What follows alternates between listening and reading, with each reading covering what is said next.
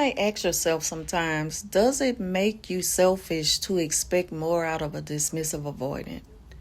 It don't. Not if you're not asking for much. Not if you've been patient for a long period of time. Not if you've been willing to be fair and open-minded and understanding that some things just don't happen overnight. And you understand that things don't happen overnight. You're willing to wait until they're able to really, work on themselves. But as long as you see that they're putting forth the effort to do something that betters them, like long as it is, benefiting them more than it is you, because they're putting their self first. You want them to see more out of themselves than what they see. Like they will settle for just being the basic bare minimum, not putting in much effort to change to better them. I feel like a person who truly loves someone else, they want the best for them, and not in a pushing, controlling kind of way, but you're not going to force yourself on them, because not only you shouldn't, you can't make a person change, but to just be caring and considerate enough to show them where they can make changes for themselves and better things, and they'll reap the benefit and you will enjoy seeing it. They should understand that that is true love, not selfishness. But a dismissive avoidant will quickly call, like, a really good, what I want to call it, they will call a good support system selfish, because they don't understand the passion behind other people seeing someone else flourish and do better. What they see it as someone trying to control them. So if they're feeling like you're trying to control them, then you need to back off, because it's only, the right thing to do if it comes to how it makes a person feel, and if it makes them feel uncomfortable and like you're doing a little bit too much, back off. Not saying you can't still be there for them, but just kind of change the rules and be there for them on your terms, to where, I'm going to have to go deeper in on this for what I have to say. So y'all stay tuned for the next part.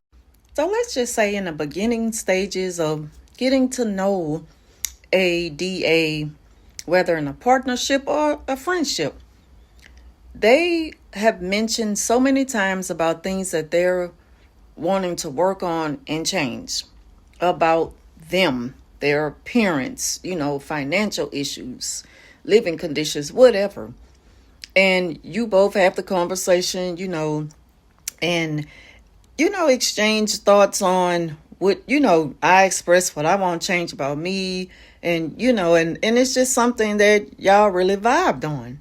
And so later on down the line, years down the line, this person still haven't made a move. And there you are, not to say that people lose their drive, lose their motivation, but you've been there to motivate them, to help them, to be the pick me up that they need. And they just kind of want to drag their feet and focus on other things. It just goes to show that they know what they're doing too, just like a narcissist know what they're doing when it comes to change. I mean, a whole different spectrum. Well, narcissism is more spiritual. You're dealing with a darker spirit, a Jezebel spirit, and that's really not to really compare with a DA, but they have like similar ways when it comes to the willingness to change and to see things from a different perspective, for where it'll benefit the person who's there for them. It's like, again, you don't want to push a person to do anything, because that's not fair to them. If they feeling pushed and controlled, you apologize for being that way and back off. And you can still be that good friend to them, just in a different way, because that way wasn't working for them. So, but again, if you see that they're really not willing to change anything because they feel like you should just accept them as is. Now, I'm talking about in a relationship.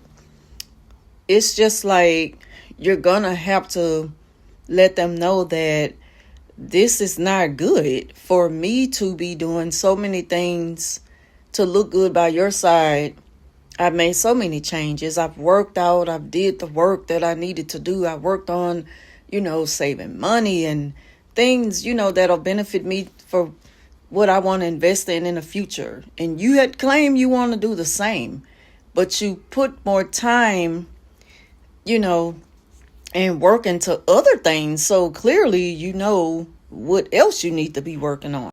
What they do is put work into things that help them cope. And they procrastinate. They string it along. They extend the time on it. So it's not like they don't know how to put work in for something that will benefit them. It's just that they're not willing to do it for you. And so that's when you'll start to see who they are. You will really start to see the person you're dealing with. It's not the same one you met in the beginning. Just as a narcissist put on a front and pretend to be somebody they're not. And then later on, once they see they can't control you and all different things that, narcissists put you through, the mask slips and then there they are, the real person. The same as with a dismissive avoidant, but not so sinister, just more stubborn and selfish and self-centered and egotistical, and very full of themselves because they'll let you know what they think their time is worth. And it will not include you if it includes working on something that's supposed to, serve you in a partnership or a friendship. You may have that friend that's a dismissive avoidant who you find yourself always paying for the meals when y'all go out to eat. And they're always claiming about making more money, finding a better job, saving money. I got you the next time. And they share ideas on how y'all are going to take turns doing things. But every time it's their turn, look around and you're still paying the tab for the both of you.